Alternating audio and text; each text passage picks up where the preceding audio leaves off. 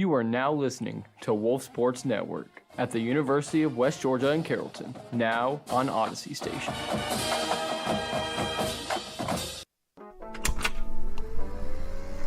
Live from Carrollton, Georgia, this is Sports Pack. West Georgia's go-to show for all things sports. From the best interviews in college radio. Hey, this is Coach Joel Taylor, head football coach here at the University of West Georgia. Hey everybody, this is Jeff Bacon, Atlantic Sun Conference Commissioner. To the hottest takes around. I wholeheartedly believe that behind Sean Payton and a second-year Bo Nix, Denver Broncos can dethrone the Kansas City Chiefs and be the AFC West champions. I mean, plain and simple, the worst decision Kalen DeBoer has ever made is taking the head coaching position at Alabama. We've got all you need and more right here on Sports Pack. The Wolves play here.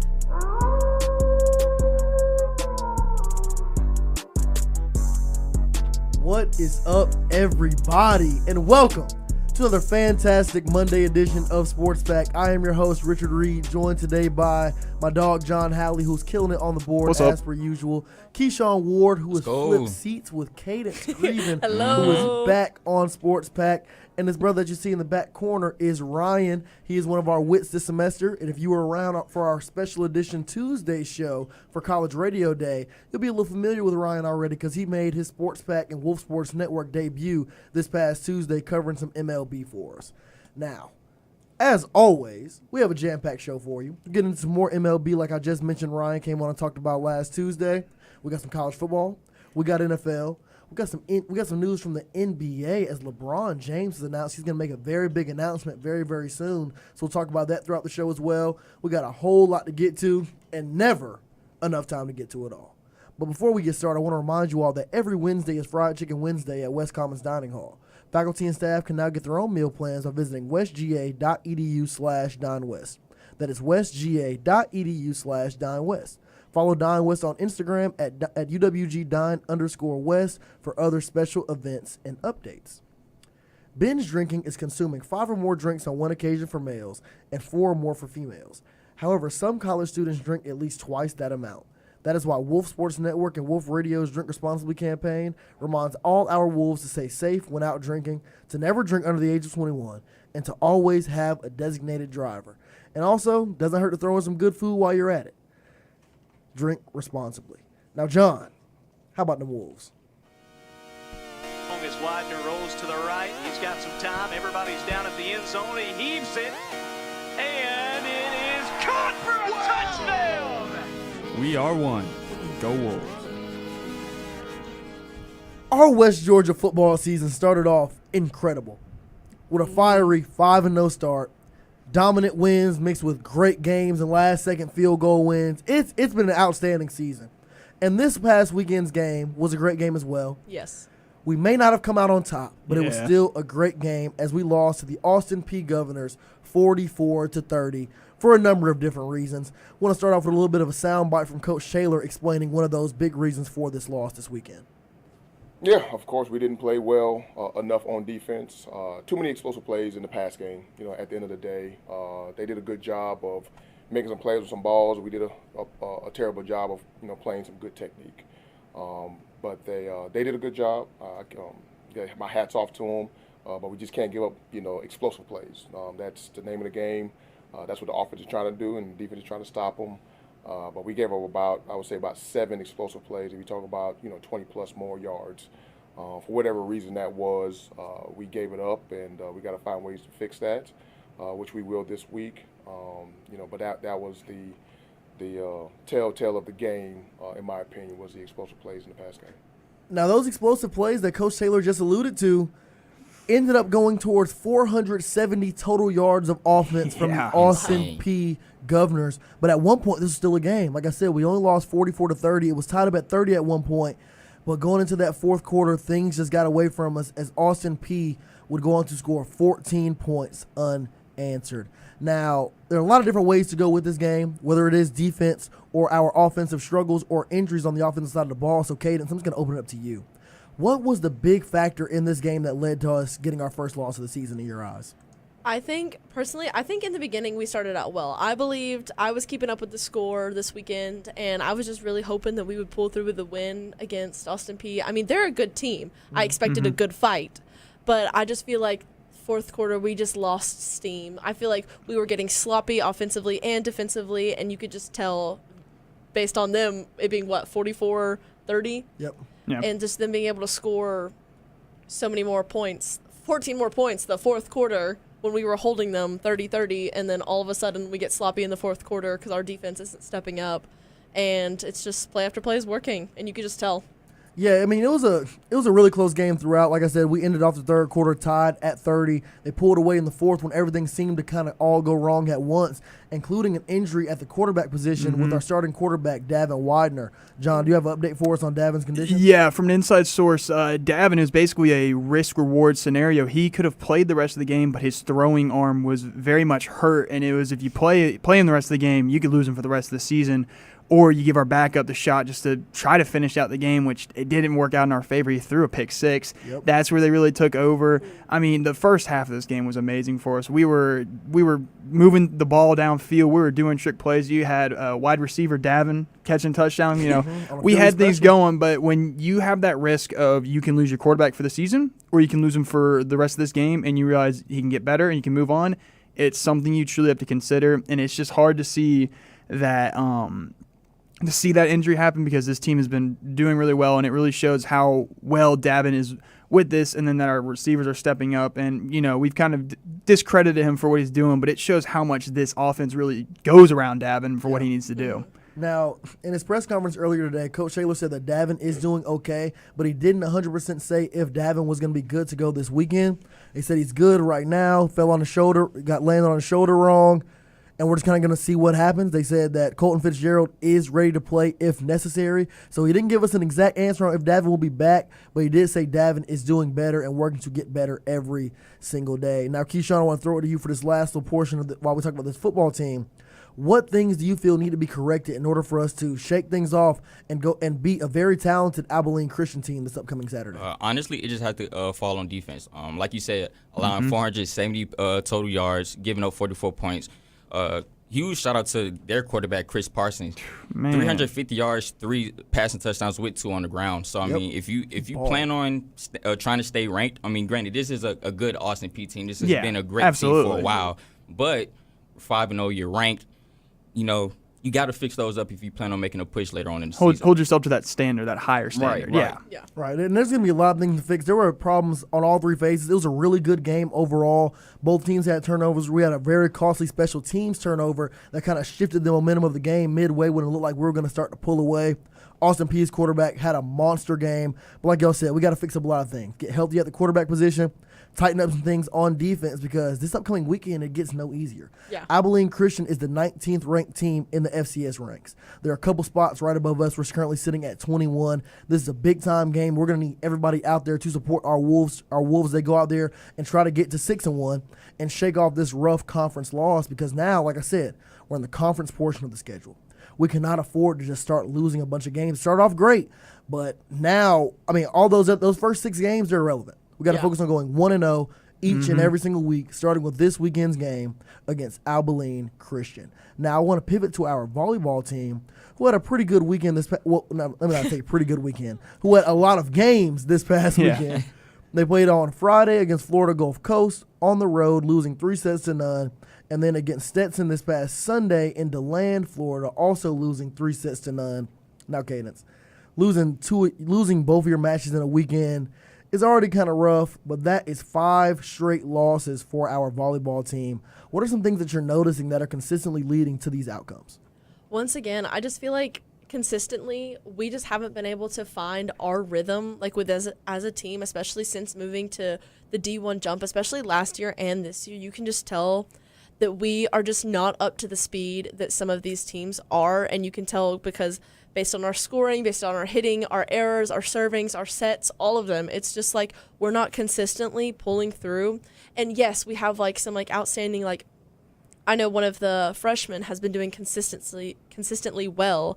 I forget her name, but which I should probably know, but she's been doing the best of us. Yeah, I think it's Olivia Kramer, actually, and she's been doing very well, especially as a freshman pulling through. But it's also kind of hard because why is a freshman leading this team when there should be seniors showing up, showing what they know, and just leading the team?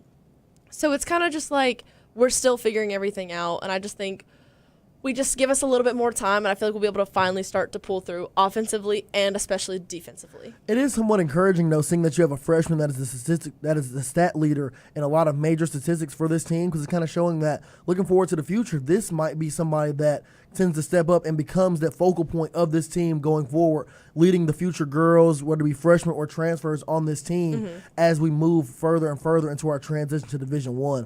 Now, before we move on for this segment, we had one soccer game this past weekend as well, as our soccer team went on the road to Charlotte, North Carolina to take on Queens University, where they lost 3-0. Cadence, do you have anything from that game? Yes. Well, first, I would like to shout out our freshman goalkeeper. She's currently ranked she's ranked second in the nation for saves. She has been just doing phenomenal, especially as a freshman. Her name is Emily. I'm probably going to butcher this last name. Sabrina, I think. I don't know how you pronounce it. I'm so sorry. But she has been doing phenomenal, especially with how sloppy our defense has been. And we're just, once again, not pulling through defensively. It's messy. It's sloppy. We're not connecting from the back to the front. And you could just tell we're trying to rush these things. And you can tell with our offensive plays and just defensively. But when we connect well is when we pull through and when we win. But we're just trying to rush these things. When we play against these good teams, it's just easy to see because they move quicker than us, and we're just kind of dragging. Yeah, our women's soccer team is currently sitting at 3-11, 0-7 in away games, and 3-4 at home. We'll have a handful of games left, but thankfully our next game is at home on October 12th versus the same Queens University team that just beat us 3-0. So hopefully they can get off this long road trip, get back to another home game right here in Carrollton, Georgia, and try to get our fourth win of the season. I'm not really sure what else to say here. Hopefully this team can continue to improve week in and week out, clean up these small errors en route to finishing this season strong, and who knows, maybe getting an ASUN conference tournament berth. I mean, if they finish out the season good enough, there's about there's 6 games left. If they win 5 of these next 6 games, they have a pretty good chance of making the conference tournament. Maybe it's wishful thinking. That's probably what it is, but who knows what might happen. I've seen crazier things happen in sport. Speaking of, we're going to take a quick ad break, but when we return, we're going to unpack this crazy weekend in college football. We had a lot of big-time upsets to get to, so stay tuned. Don't go anywhere. This is Sports Pack on Wolf Sports Network. Stay locked. You're listening to Sports Pack right here on Wolf Sports Network. The Wolves play here. Welcome aboard to Sports Out of Pocket Airlines, your nonstop flight to the highs and lows of the sports world. This is your Captain Jackson Vole speaking, and this is Flight Path, where we chart every climb and dive, teams taking off to championship skies, and players hitting unexpected turbulence. Buckle up, sports fans, and fasten those seatbelts, because when the whistle blows, we're cleared for takeoff. Listen to Sports Out of Pocket every Wednesday at 6, only on Wolf Sports Network. Sports Out of Pocket has a brand new showtime. Yeah. But what time is it at? I don't know. It's not 5 to 6. It's not 7 to 8. It's 6, 7.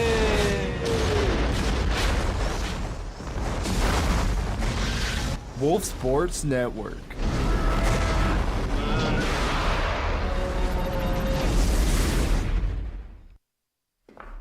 It ain't just a game. It's everything. This is where the best separate themselves from the rest. But to be the best, you gotta read the best. And the best is the playbook. Let's go. Yeah, go. Tune into the playbook, Fridays at noon on Wolf Sports Network. Hello? Can anybody hear me? I can't see anything. It's like a snowstorm out here. JT, I need your help. What? Who goes there? I'm the ghost of Out of Pocket Past. Nah, bro. I don't mess with ghosts. But I need a sports fan that has 0 chill. Well, now that you mentioned that, this is going to be Out of Pocket. Tune in to Season 6 of Sports Out of Pocket, 0 Chill. Wednesdays at 6 on Wolf Sports Network. Wolf Radio and Wolf Sports Network are proud to boost literacy rates with our pre-K book drive. Our ongoing book drive will provide a new or gently used book to every child at UWG's pre-K monthly. Give today by visiting thewolfuwg.com/bookdrive. Together, Wolf Radio and Wolf Sports Network will make a brighter future. That is the wolfuwg.com/bookdrive. Baby, it's college football time. Give me my theme music.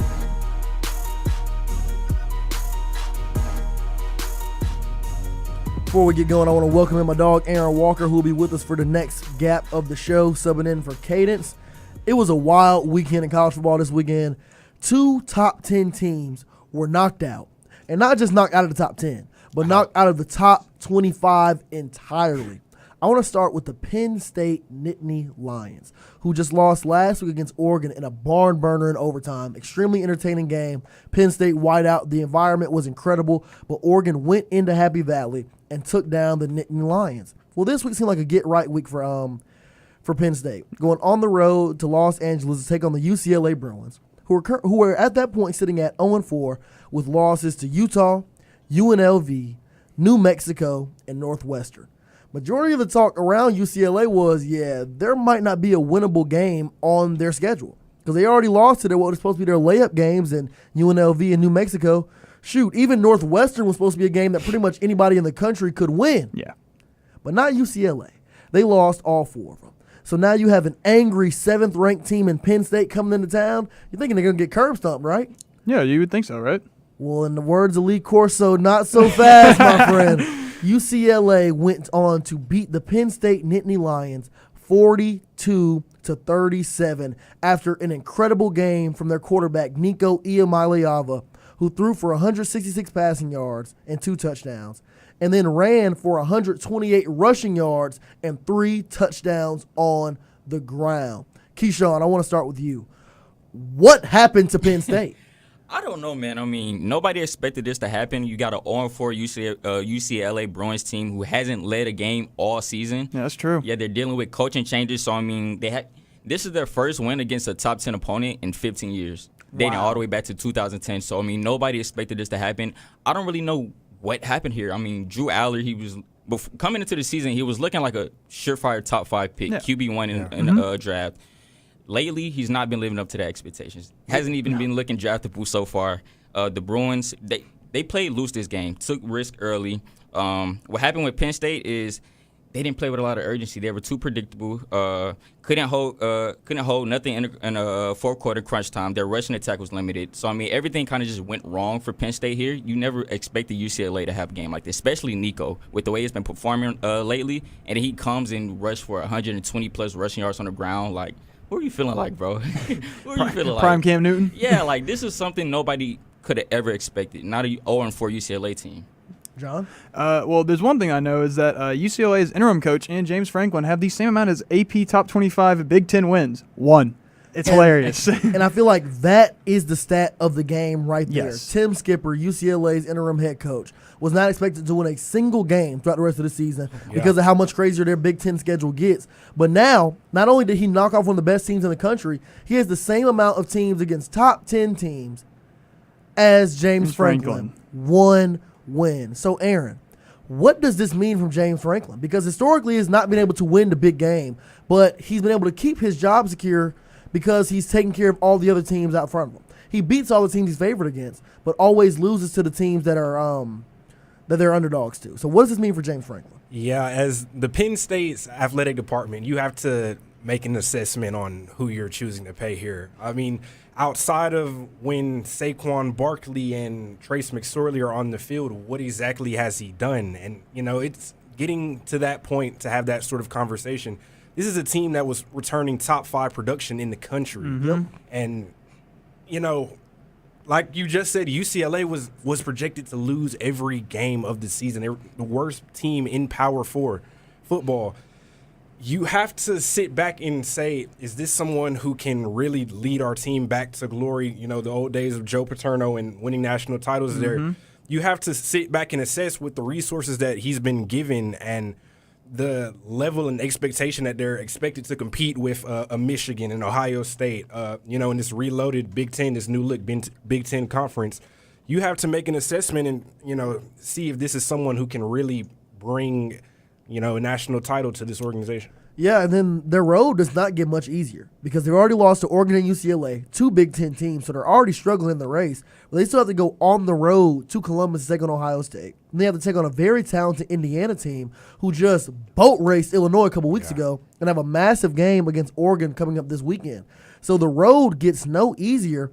So when we're looking at James Franklin, it's like you said, you begin to question, is he the guy? Because year in and year out, he's gone 1-10 games, but always loses to who? Michigan, Ohio State, Oregon, the teams in their conference that on paper are better than them. So it's like, all right, yeah, he's supposed to lose those games. But then again, it still gets to a point. The fan base has still been sick of it. But now that you're starting to lose these games, you lost to UCLA, 0-4 UCLA, whose entire coaching staff was just fired last weekend. If I'm a Penn State fan, I'm looking at the athletic department like, look, we got to make a move. Because like I just said, the schedule gets no easier. You got Northwestern coming up. You should win that game, but Northwestern beat UCLA. So doesn't that mean they can beat you too? Maybe. Then you have Iowa. Iowa really hasn't had an offense for my entire life. But that defense is going to keep them in every single game they play. And like I said, on the road to Ohio State. Then you have Indiana at home, and that's 2 weeks in a row. That is a crazy 2-week stretch coming up for this Penn State Nittany Lions team. And honestly, after watching that UCLA game, I don't see how they fix these issues. Another team that has issues that I'm not sure can be repaired is the Texas Longhorns. Steve Sarkisian and this Texas offense have been struggling all season. After week 1 struggles against Ohio State, everybody said, just give Arch time. Give Arch time. Well, Arch has had a few more weeks under his belt. He had 4 more games leading up to this leading up to this Florida game. And a bye week for extra preparation. But he was 16 for 29 for 263 yards. A lot of those yards that came in garbage time once the game was already out of reach. 2 touchdowns and 2 interceptions. And Texas' 29-21 loss to the Florida Gators. Aaron, what did you notice from Texas in this game that really gave Florida the edge? One, their inability to run the ball. They were stuffed all game long. I don't think they had a 15-yard rush. They didn't. No. It was bad. They couldn't run the ball at all. Their longest rush was 36 yards, but it was from Arch. Right, Arch. Yep. Yeah. So they didn't have a 15-yard rush from a running back at all. Outside of that, I hate to blame one single player, but Arch is he's just not where he needs to be at all. It seems to me there's a lot of narrative going on about the level of play coming out in high school. In Louisiana, 2A ball, private school ball, it's checking out. To me, he seems like he's not at an SEC level. He's holding on to the ball way too long. He's looking flustered. He's holding. It's just too many problems. His internal clock isn't where it needs to be. It's just I don't know. The entire offense is out of whack. It's not there. It's not there. When you watch this Texas offense, it doesn't even pass the eye test. You see Arch Manning, and he never looks comfortable in the pocket. His feet never seem quite right. And even his completions, the ball is always late. Yeah. But one quarterback that seems to have come a long way from a couple weeks ago is Florida quarterback DJ Lagway, who just went 21 for 28, 298 yards, 2 touchdowns, had an interception thrown in, but it didn't matter because Florida dominated this football game. They rushed for over 159 yards. Like I said, Lagway threw for over 290 yards. This Florida offense seems miles ahead of where they were a couple weeks ago, where Lagway had just thrown 5 interceptions against LSU.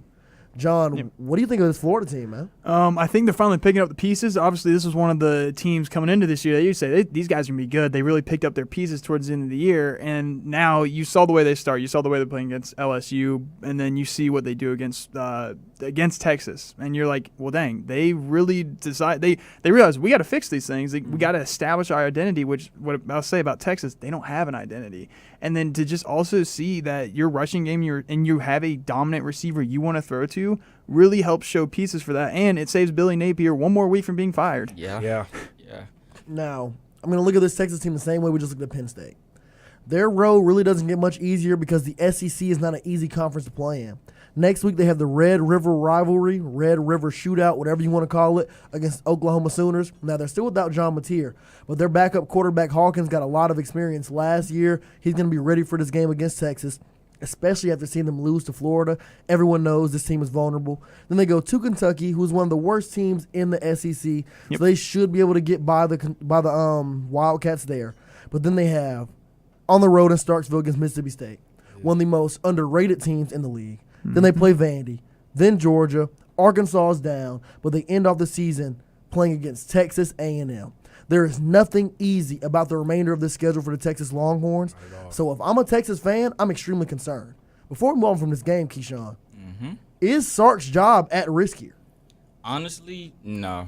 I think it's too early to call it for right now. What they have to do going forward, though, is that, like you said, Arch play has been down, but I wouldn't just put it all on Arch. I mean, the offensive line and pass protection looked terrible. It's bad. Arch was sacked 6 times. Like you said, ground game was ineffective. Their leading running back only had like 11 yards. Like he didn't really do much. There was no run game whatsoever. Arch threw 2 interceptions. He's going to have to clean up some things, but this is his first season starting. Like he said, he doesn't expect to get drafted this year. I don't think that happened either. I think he'll stay another year. Right. He has another year under his belt, so he'll be fine. Like I said, this is his first year starting, so he'll be good. It's a learning curve for him. Right, and you're right. This is his first year as a full-time starter. The main thing here is the hype train just got out of control. And I'm not going to sit here and say it was obvious that it was happening because I expected Arch Manning to at least be a decent quarterback in the SEC. I wasn't sure about him just being dubbed the first overall pick. We'll have NFL teams taking for Arch. But I understood it. He showed signs last year. I thought he'd take that next step. But this year has been terrible. Like you said, the offensive line has not helped him out much. But even when he has had time, the balls have been late. He just doesn't seem like he's ready to compete on a high level in the SEC. Is it because the 2A private school he played with in Louisiana? Is it because the coaching staff isn't doing enough to get him ready? I'm not sure exactly what it is, but I do know one thing. This Texas team is nowhere near where people thought they would be at this point in the season. Another big-time game before we end off the college football segment. The Miami Hurricanes went on the road to Tallahassee and took down the Florida State Seminoles in a dominant 28-22 win. I say dominant even though the score seems closer than it really was because, like I said, that score makes it seem a lot closer than it really was.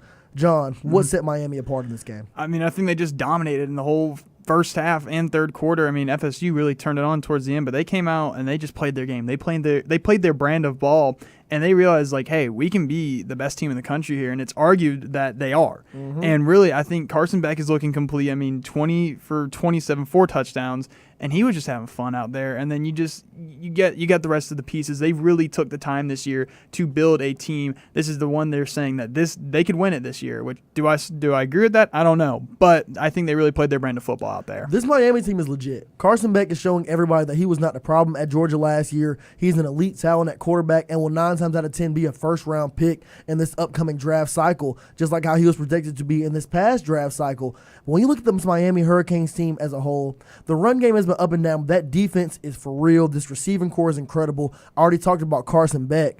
So, Aaron, when you look at Miami, do you think they are the best team in college football right now? You still have to consider, the Ohio States of the world, but True. Miami is looking great. That defense, they've really come along defensively. Obviously, it's a Mario Cristobal team. They're always going to be, defensively minded. It's just, last year they had problems. It was bad. Last year the defense they got the defensive staff. It was terrible. And they've been able to completely overhaul that defense. They were able to limit Florida State offensively. We saw what they bring to the table against Alabama, running the ball everywhere. They were able to stop the run, which I feel like is Florida State's strength. Carson Beck, he's looking like a Heisman contender. Really reviving his draft stock here. Yeah, very much so, playing himself into the top 10 of next year's draft. They're a team that's firing on all cylinders right now, and, they're looking to run the table in the ACC as of right now. Yeah, I've been extremely impressed with this Miami team so far this season. Keyshawn, quick thoughts. Who do you think is the better team as of right now, Ohio State or Miami? Give me Ohio State, man. Ohio State? I'm taking Ohio State all the way. It's hard not to go with Ohio State, but I had to at least throw that quick question out there before we wrapped up this segment. But now we got more sports to talk about.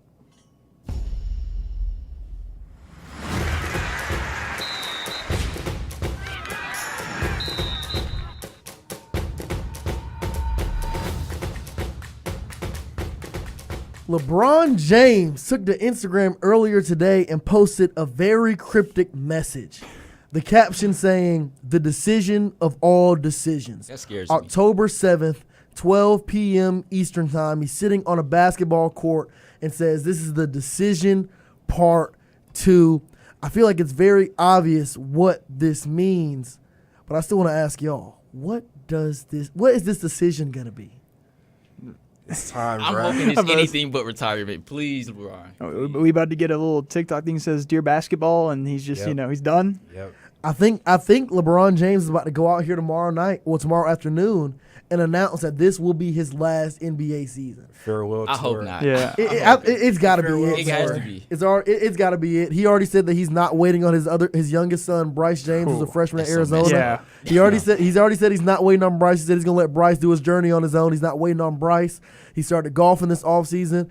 Golf is a leisure sport that a lot of retired people practice. Retirement sport. I think he's been giving signs to it. He was on Constant Stream this past weekend. I saw that, yeah. I mean, he's got pointed towards retirement. He's doing a lot of side quests at this point. And what better way to do it than Decision Part 2? You know, LeBron's not just going to go out humbly. He's going to do a big farewell tour, sell out stadiums all around the nation. What better way to do it, John? I mean, it's a better way to do it. I also saw that the ticket prices for the first game for the Lakers instantly shot up from $85 to $455. That's so people are really predicting on what's going to happen here. I think it might be the farewell tour. But it's definitely. what if it's not though? What if it's something else? Then I doubt it, but it could be though. We don't know. Yeah, what could it be? What else would it be? It could even be. Him soft launching his Did he buy a company or what something?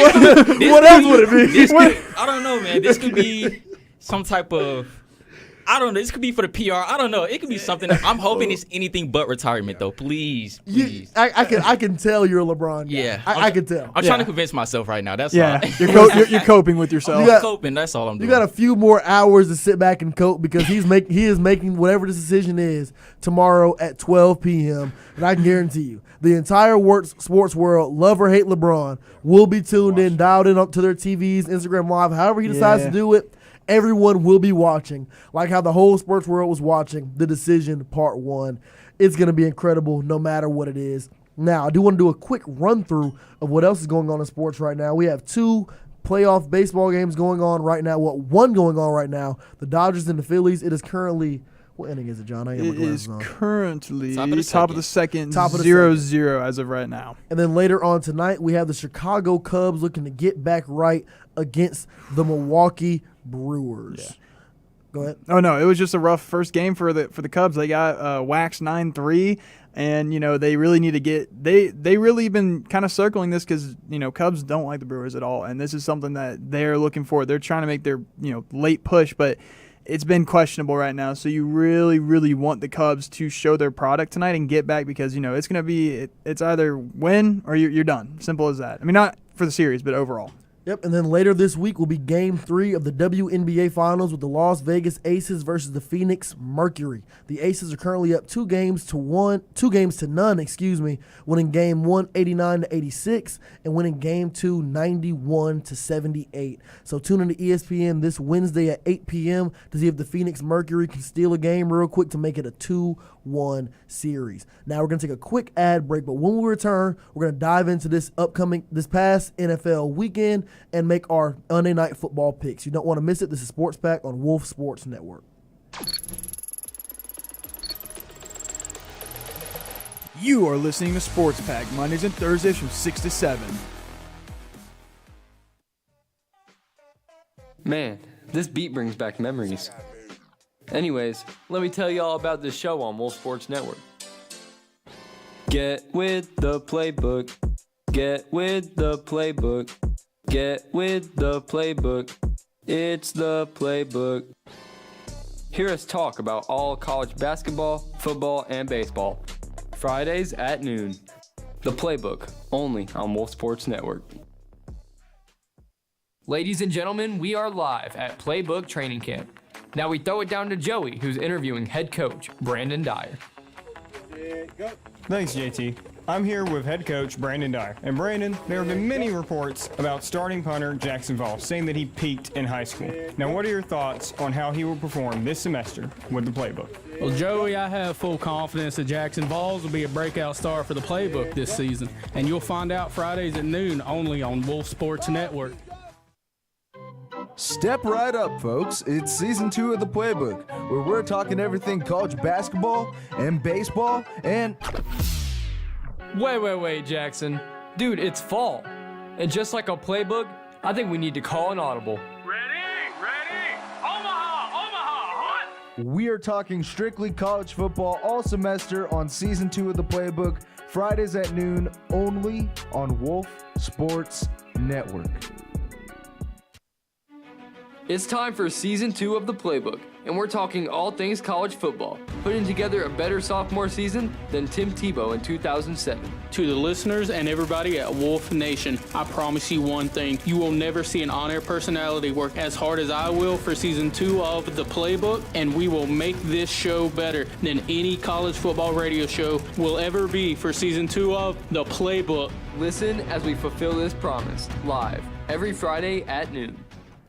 Another reminder that every Wednesday is Fried Chicken Wednesday at West Commons Dining Hall. Nom, nom, nom, nom, nom. Okay, so if you're looking for some good food right before the Game 3 of the WNBA Final starts, swing by West Commons or East Commons, get you some fried chicken on Fried Chicken Wednesday, and then go ahead and follow Dine West on Instagram at Dine_West on Instagram for more special events and updates.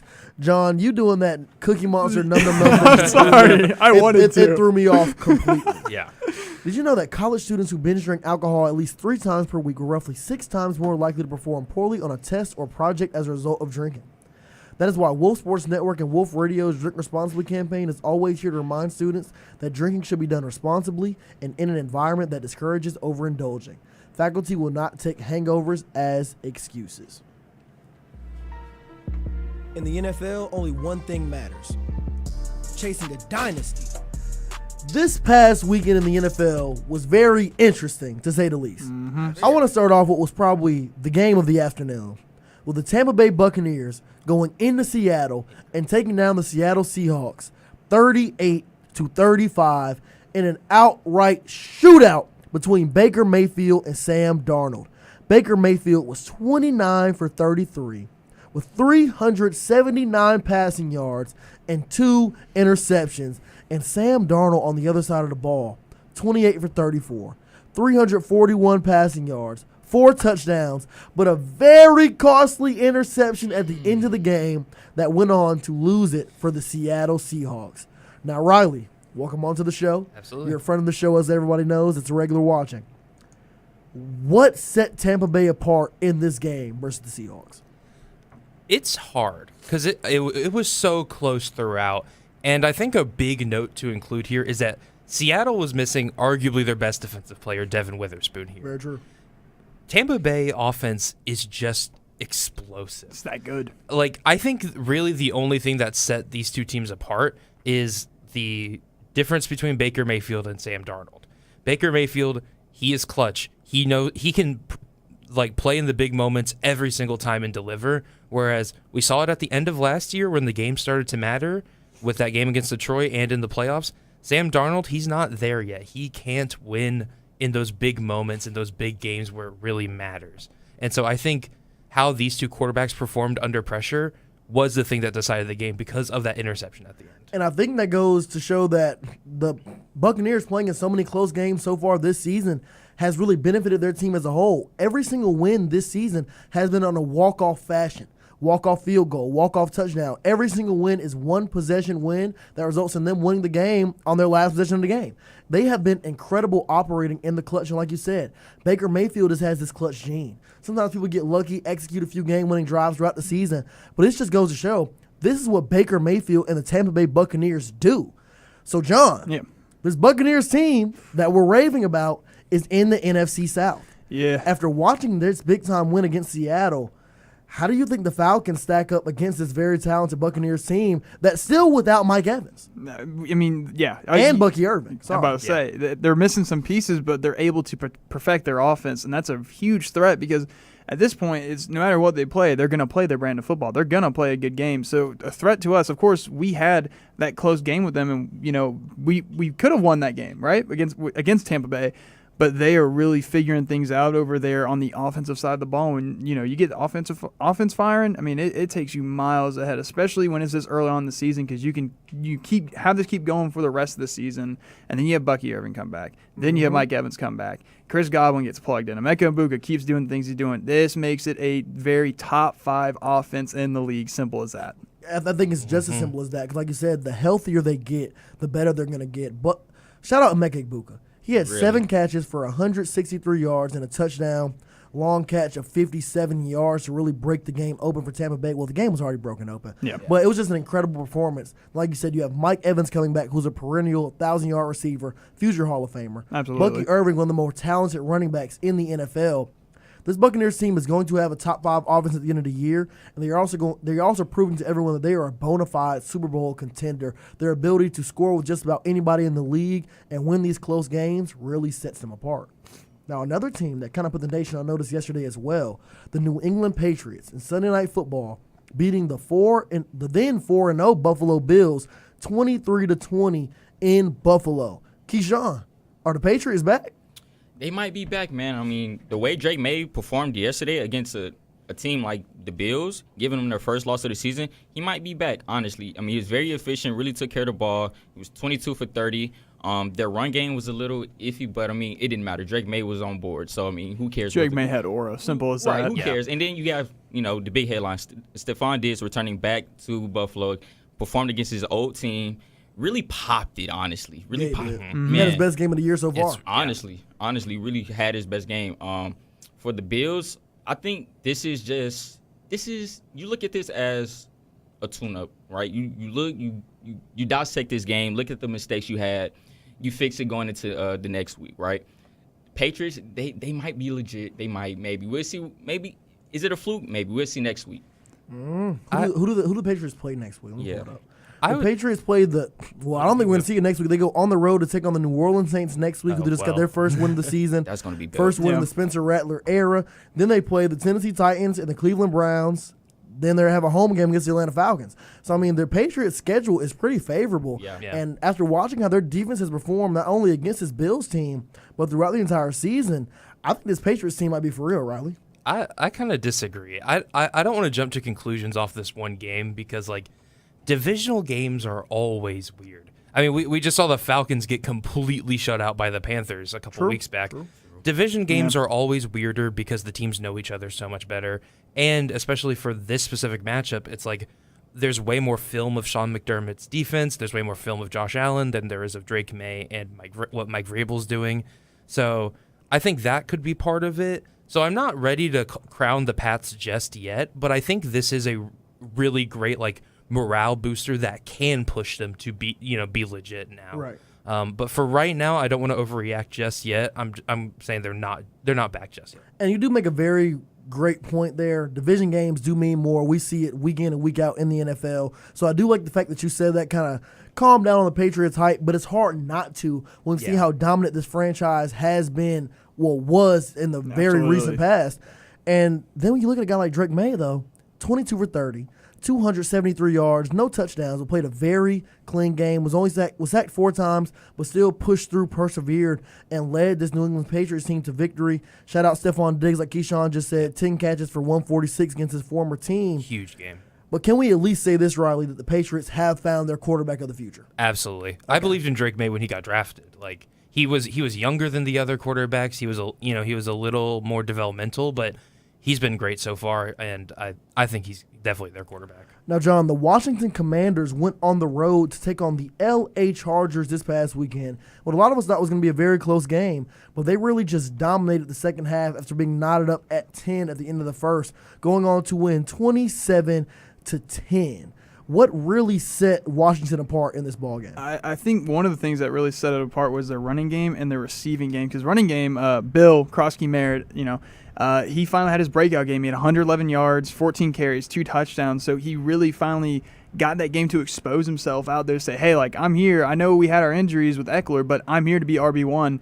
And I think when you just have Deebo Samuel involved, you're figuring things out. I'm correct. Cliff Kingsbury's still their OC, right? Cliff Kingsbury. He's able to you saw what they did last season, not even having Deebo Samuel and focusing on Terry McLaurin and the rest of the team. They're able to spread the ball around and really just get going. And on defensive side, they're getting the pressure they need. Bobby Wagner over there really still trying to hold things down, as old as he is. Vaughn Miller too. Yeah, they got a lot of dinosaurs out there. They got an old defense. Yeah, but they're perfecting what they have right now, and this is just maybe it's the it's the second week from Jaden Daniels returning from his injury, and it's just something that they needed, and now they're just figuring out the pieces that they want to have out there, and now you can just take your offense and run with it. Jaden Daniels is the key man. It really doesn't matter who's out there at receiver. Terry McLaurin was out. Debo Samuel was plugged in. But when Jaden Daniels is there in that offense, it just churns, man. It runs on a different level. Like you said, we had Bill Krosky-Merritt really had his breakout game. I know a lot of fantasy football managers are very happy. Oh, I am right here. Exactly. I am right here. 111 rushing yards, 2 touchdowns on the ground. But when Jaden Daniels is there, this offense just ticks. And like I said, Terry McLaurin didn't even play in this game. So then when he gets back healthy and is plugged into this offense with Debo Samuel, Jaden Daniels, and Krosky-Merritt at running back, and Cliff Kingsbury still dialing it up, this Commanders team is extremely dangerous. And they just took down a red-hot Chargers team who is now starting to sputter a little bit. Because last week they lost to the Giants 21-18. Now they lose to the Commanders 27-10. Riley, what's going wrong in L.A.?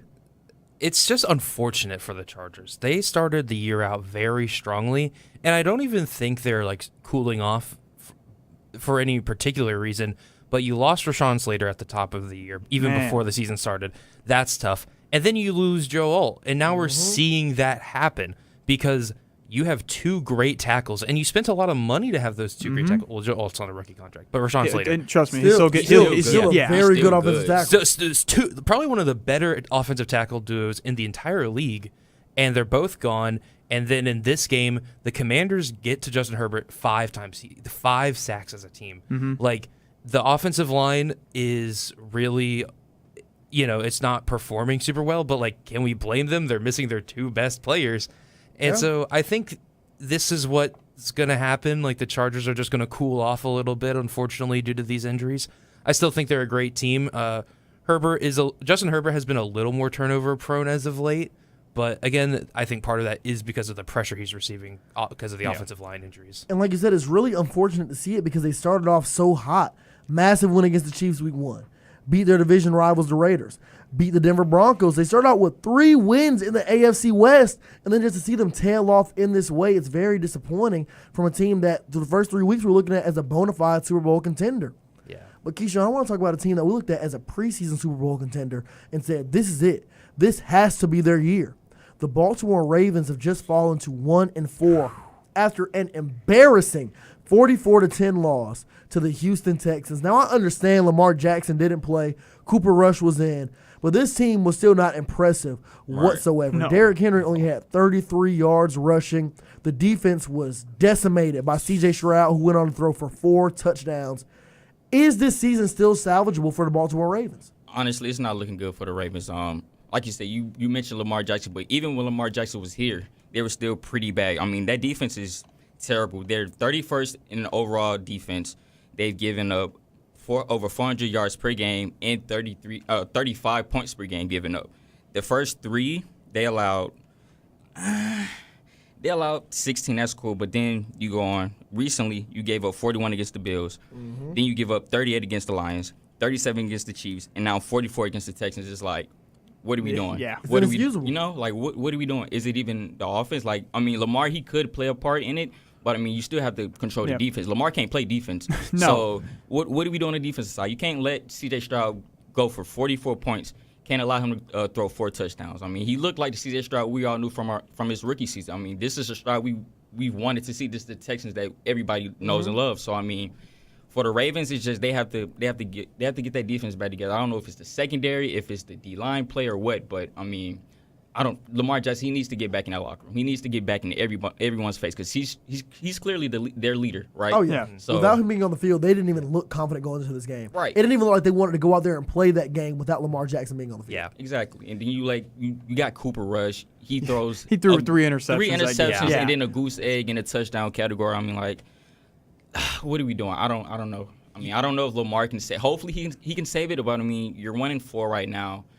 You still have half of the season left, but I mean. Yeah, but it doesn't help when your defense is on pace for a single season record of allowing the most points ever at 601. Yeah. They're on pace right now to do that. And the last team to do it was the Panthers, just at 534. So when you have something like that happen, you really ask, is this our defensive coordinator and Zach Orr is this our guy? Because you have some studs on massive names. Kyle Hamilton, Malachi Starks. Basically, we're gonna go back and forth about who's on that defensive side of the ball, but you calling the right plays on the defensive side, and then it also shows how much the team is formed around Lamar. But like you said, you can't have Lamar Jackson on defense. Right. Simple as that. And I think it's a DC scenario. And John Harbaugh says, as of right now, they are not going to make a change at DC. I think the DC is the problem. Yeah. Every time I'm on this show, I got to talk about him. Mike McDonald, that man was a genius. You love Mike McDonald, I love dude. Mike McDonald with all my heart. That man is a genius. Mike McDonald over here. Simple as that. And you look at what Mike McDonald has done for the Ravens. You see him over there on the Seahawks succeeding, and this Ravens defense is collapsing. Mm-hmm. Like, without him, we saw it last season start to crack, and now I feel like we're just seeing it fall even more. And so I think Zach Orr is the problem because, again, if he's not the problem, who is? I was about to say, what is it? The entire defense has, stars everywhere. The D-line has stars. The linebackers have stars. The secondaries are stars. If there's an issue, that is very troublesome. But the interesting part about it is we saw this same defense led by Zach Orr dominate last year. They started off slow. They started off a little shaky to the first 3 games of the season. But once they cut it on, they excelled and became one of the better defenses in all of football behind Zach Orr. Yeah, so I'm sitting here watching it, and that's why it doesn't make sense to me. That's why I'm lost. Because even with Lamar playing, he didn't play against the Texans, sure. He played majority of that game against the Chiefs that they got stomped out in. This defense just doesn't seem inspired. Yes, they're the most injured team in football, but they weren't the most injured team in football week 1 against Buffalo when they gave up 41. They played great against the Browns, but those injuries didn't start until the Lions game. But even then, they were getting boat raced by Detroit. Yeah. So what is the problem in Baltimore? Is it Zach Orr? I struggle to say it's him. I mean, he's probably going to get fired if it keeps going this way. But after seeing him excel last season, it's hard to just put it all on Zach Orr. So something is going wrong in Baltimore, and I don't get paid nearly enough to figure out what exactly it's Colin-worthy, man. Some listener has the answer. If any of you out here have an answer, shoot us a DM on Instagram at Wolf Sports Network and let us know that you want to come on to the show. We will bring you in on Thursday so you can try to explain to us what is going on with the Baltimore Ravens or any other sports take you might have. Good plug, John. I appreciate that. Yes, sir. Now, we have a Monday Night Football matchup that's pretty interesting as the 2-2 Kansas City Chiefs go into Duval to take on the 3-1 Jacksonville Jaguars, who are coming off of an impressive 26-21 win against the San Francisco 49ers. Now, before we make our game picks, John, I want you to remind the people of our policy. Sports Pack and Wolf Sports Network are not liable for any financial losses that may occur due to using our picks outside of the show. These are just our opinions. Don't blame us. Blame the players. Now, I had a couple family members over the weekend, because, it was fall break. I had a nice long weekend. I went home, kicked it with the fam, that were trying to come at me for saying I was wrong, I lost them money, I messed up their fantasy teams and whatnot, because they were listening to the show, and they said I messed them up. Well, they obviously weren't listening hard enough, because if they were, they would have heard our disclaimer that any picks or predictions that we get wrong is not our fault. Say we're not liable for it. We're not out there on the field. We're not playing. We're not coaching. It is all on the players and the coaches. So do not blame us. Blame them people that you watch on TV week in and week out. Now, like I said, pretty interesting game.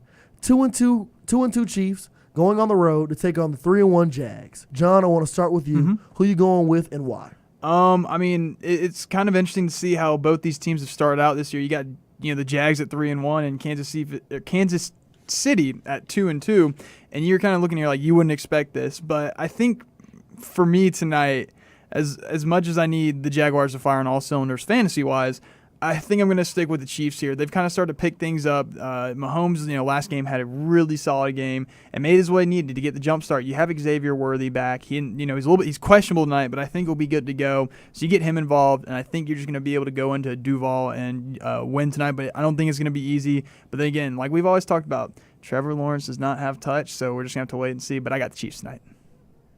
Riley? Duval. I'm going the Jags. I have an essay here. I'm going to make this as brief as I can. Oh, take your time, bro. Chiefs run defense, 22nd in the league, giving up 127 rushing yards a game. Travis Etienne has 98 per game right now. He's 5th in the league in total yards, and he's played one less game than everybody else. Jacksonville, 13 takeaways on the season, the best turnover differential in the entire league. And their pass defense is kind of a liability for the Jags, but the Chiefs' receiving core, It's not their strength. it's not their strength. Rasheed Rice is out, and Xavier Worthy, even if he plays, he's still questionable. He's probably a little injured. And we know Brian Thomas Jr. can go off at any moment. He needs to. He absolutely needs to. He's been so quiet for the entire year. Don't tell me that, Riley. I need him in fantasy this week. Don't tell me that. He can. I need it to happen. He can pop off at any moment. It could be this game. And finally, it's about morale. It's about how the team feels. The Jags, they're 3-1. They're winning. They're up. And they are at home. They have the home crowd on their side. I think everything is all smiles in Jacksonville. I think they're playing with a lot of heart. Smiles. I like that. I think they take it. Honestly, I'm not mad at it. For me, this is going to be a tough one because I don't know. The Liam Cohen era is off and running against Duval right now. Jacksonville, they're 3-1. Like I said, arguably have one of the best defense. They lead in takeaways, but one thing about Mahomes, he's 5-2 against teams who lead in that category. He's averaging over 300 passing yards against those teams. So, with the way the Kansas City Chiefs have been looking these past couple seasons, I mean, they seems to look like they got their wheels back running. So, with the momentum, I'm gonna lean towards the Chiefs with this one. Fair.